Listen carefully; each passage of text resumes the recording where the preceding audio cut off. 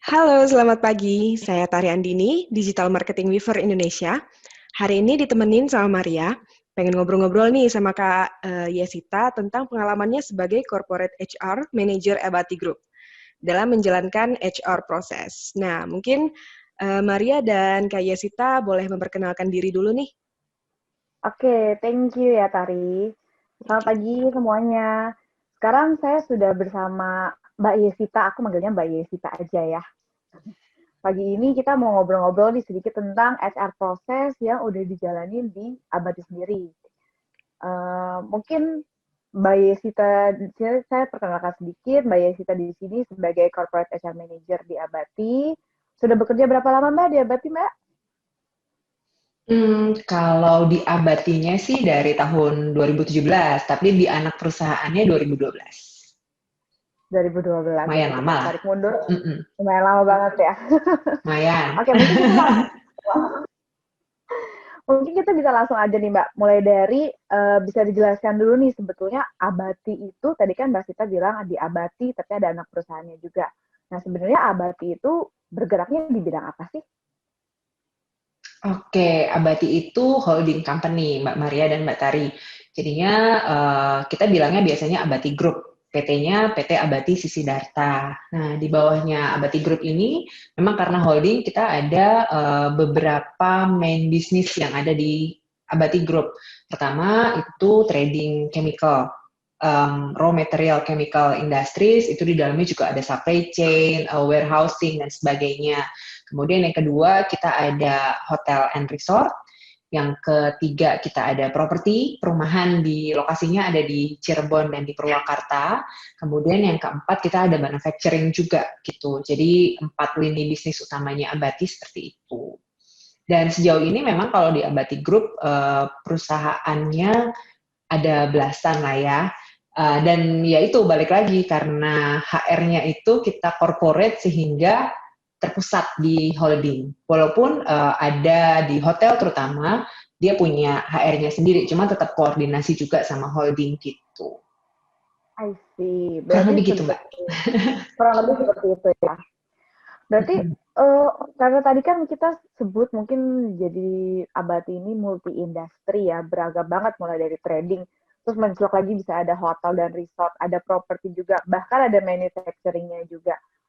So far, kesulitan nggak sih Mbak kalau manajemen, walaupun tadi HR prosesnya mungkin tetap di pusat ya, di holdingnya ya. Tapi tadi kan ada HR-nya di hotel sendiri lagi. Nah, ada kesulitan sendiri nggak sih kalau berbeda-beda industri seperti itu nih untuk HR prosesnya?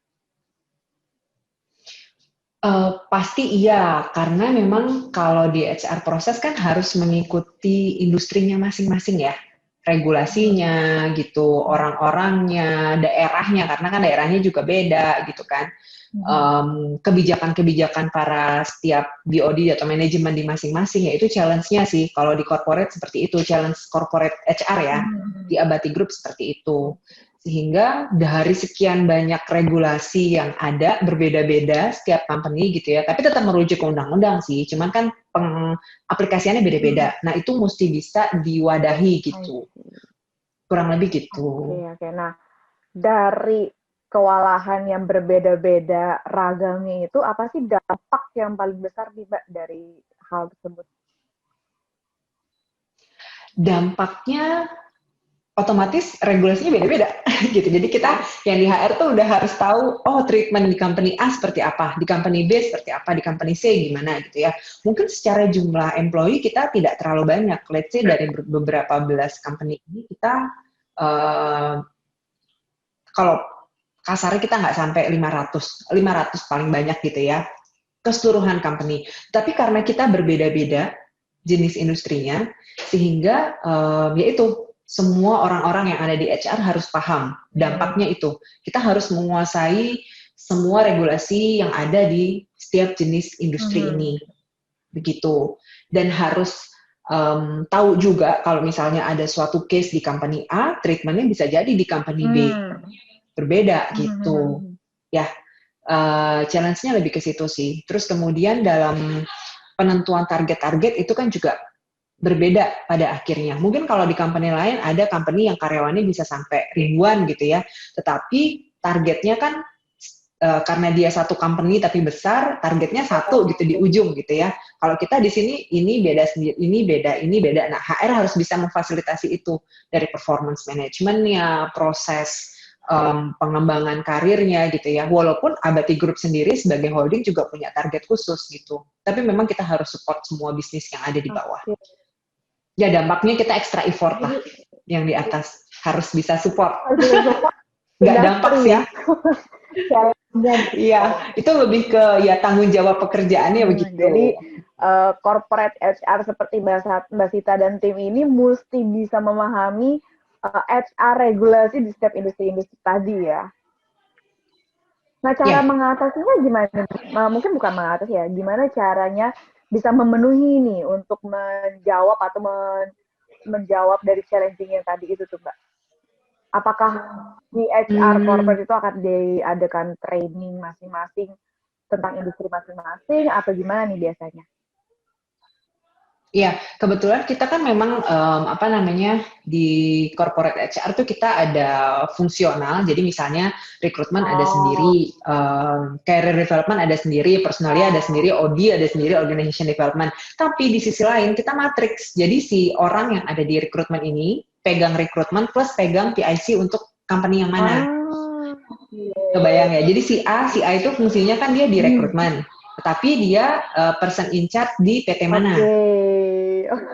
Si B dia pegang OD, Organization Development, dia harus menguasai OD, tetapi dia juga person in charge di PT mana, gitu. Sehingga si orang-orang ini, karena kita matrix, mereka juga harus bisa berkomunikasi dengan para BOD masing-masing, sama leader yang ada di perusahaan tersebut, bagaimana sih kebutuhan atau kondisi di setiap company itu yang akhirnya knowledge-nya kita nambah terus. Ya, nggak mungkin di awal langsung bisa tahu semua gitu ya, kita juga berproses, saya pun juga berproses, tapi itu yang kami kerjakan.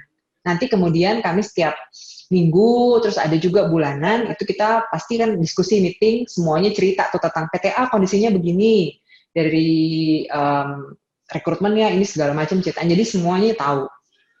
Oke, ngerti. Jadi walaupun memang masing-masing sudah ada job desk sendiri, tapi dia tetap matrix ya, memegang masing-masing company tadi yang ada di dalam Abati ya. Ya, betul. Nah, ada nggak sih solusi yang Mbak Sita dan tim pilih ini untuk menanggulangi atau untuk menghandle kematriksan yang tadi itu, Mbak? Jadi misalnya untuk rekrutmen, ada tadi performance juga, tapi kan masing-masing itu juga ada megang person in charge di industrinya masing-masing. Ada nggak solusi yang Mbak Sita pilih? Digital sih mau nggak mau sekarang. Apalagi kan kondisinya kita lokasi jauh-jauhan ya. Oke. Terus kemudian ya balik lagi itu yang paling cepat itu pakai teknologi gitu ya sekarang. Jadi memang misinya HR di tahun dari mulai ya pokoknya corporate HR berdiri gitu ya. Gimana caranya kita nggak nggak ngurusin yang terlalu perintilan. Nah yang perintilan ini bisa di cover sama teknologi gitu.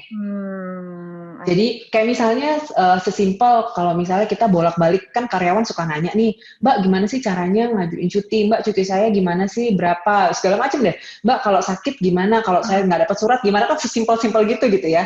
Bahwa itu sebenarnya pertanyaan yang sering banget dimunculin. Nah gimana caranya kita bisa memprovide itu dengan teknologi satu. Pun dengan pengukuran kinerja juga demikian. Nih mimpinya kita nih, semoga tahun 2020 kesampaian. Karena kalau udah ketekan sama situasi, kita nggak bisa ketemu, semua harus lari kencang ya, apalagi yang bisa ngebantu gitu kan. Orang kan nggak bisa nambah terus dong, supaya bisa mengcover semua, bukan dibilang problem ya, tapi lebih ke tantangan-tantangan ya. Kita kan harus support bisnis gitu kan, HR harus support. Ya gimana caranya? Ya udah teknologi, dari mulai performance management, LD, learning development, recruitment, payroll ya, compensation and benefit, harapan kita sih semuanya pakai teknologi. Ya beranjak ke sana lah. Ya pola pikirnya di OD, di Abati Group tuh semua udah open gitu. Oh ya benar kita butuh teknologi ini gitu. Tapi memang bertahap sih Mbak. Ya, karena nowadays juga mau nggak mau harus dibantu oleh teknologi, apalagi kondisi yang pandemi sekarang. Betul. Kita from home semuanya gimana ya. Betul. Berarti baik strategik, tadi ada recruiting, ada performance, sampai ke operation yang combine-nya juga semuanya kalau bisa dihandle oleh teknologi. Dan Ya, saat ini Abati sendiri sudah memilih Hermes ya untuk membantu dalam sisi teknologi untuk HR prosesnya ya. ya betul. 1,5 tahun ya Mbak udah ya dari tahun lalu ya. Kalau boleh tahu nih Mbak, sebenarnya apa sih alasannya Mbak Sita memilih Hermes sebagai solusi tersebut, Mbak? Mungkin dulu Mbak Sita sempat review-review yang lain ya. Betul, betul. Nah, akhirnya memutuskan menggunakan Hermes itu apa sih Mbak alasannya, Mbak? Ya, jadi kalau flashback ke tahun 2019, memang ini prosesnya udah dari tahun 2018 kita cari-cari berbagai macam vendor gitu ya. Kurang lebih mungkin saya udah sekitar ada 5-an kayaknya. Cuman at the end saya saring sampai ke 3 besar gitu. Nah, memang pada akhirnya kami semua memilih ke Weaver karena lebih komplit gitu. Jadi waktu itu memang sebenarnya salah satu yang menurut saya ya keunggulannya Weaver at that time itu clocking everywhere gitu. Waktu itu memang kita belum masuk masa pandemi ya Mbak Maria. Tapi memang itu menjadi concern-nya di Abati Group gitu, bahwa di masa yang akan datang kita nggak mungkin akan mengandalkan finger scan di setiap building gitu, bahwa kemungkinan besar kita pasti akan kemana-mana gitu ya, dengan flexibility yang akan terus bertambah, tetapi tetap menjaga tanggung jawabnya sebagai seorang karyawan. Dan akhirnya kita memilih Weaver gitu. Satu, ya itu sih aplikasinya mudah gitu kan, terus user friendly, terus balik lagi PIC-nya sangat enak untuk bisa diajak ngobrol dan dinego. Itu penting. PIC penting ya? PIC penting loh Mbak, bener. Bener. Itu yang menentukan, itu decision-nya ya, kalau misalnya susah dinego, terus diskusi aja. Susah diskusi udah. Udah nggak enak ya?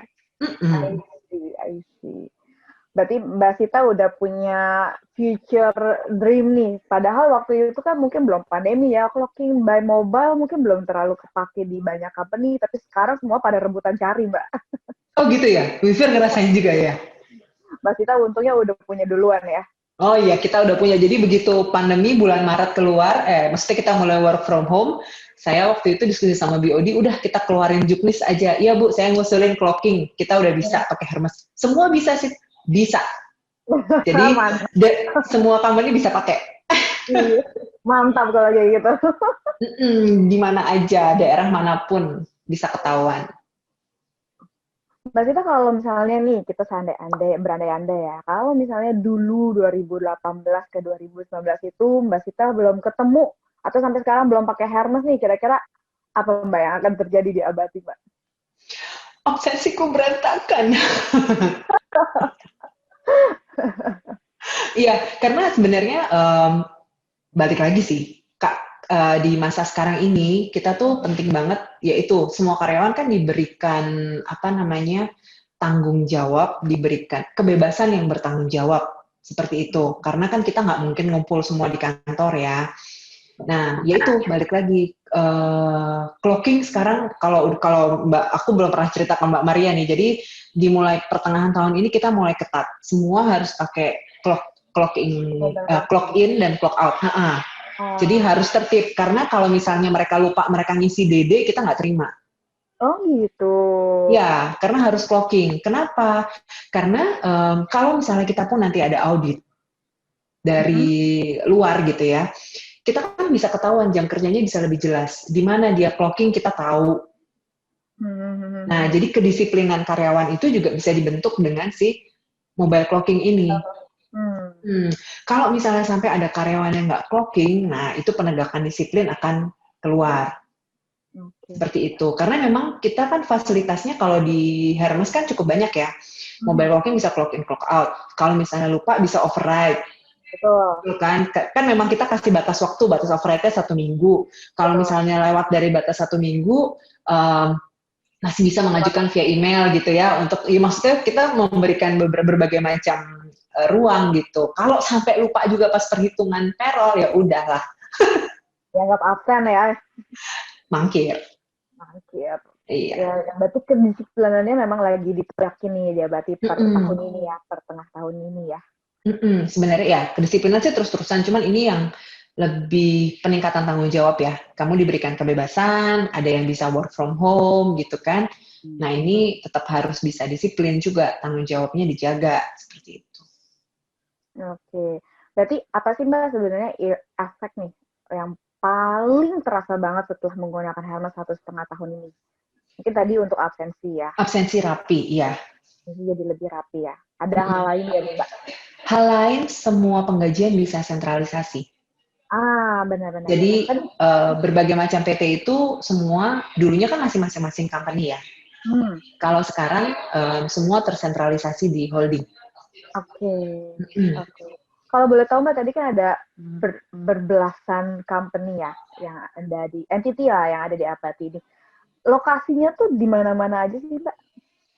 Ada di Jakarta, Bogor, Bandung, Purwakarta, Cirebon, Solo, Semarang, Surabaya.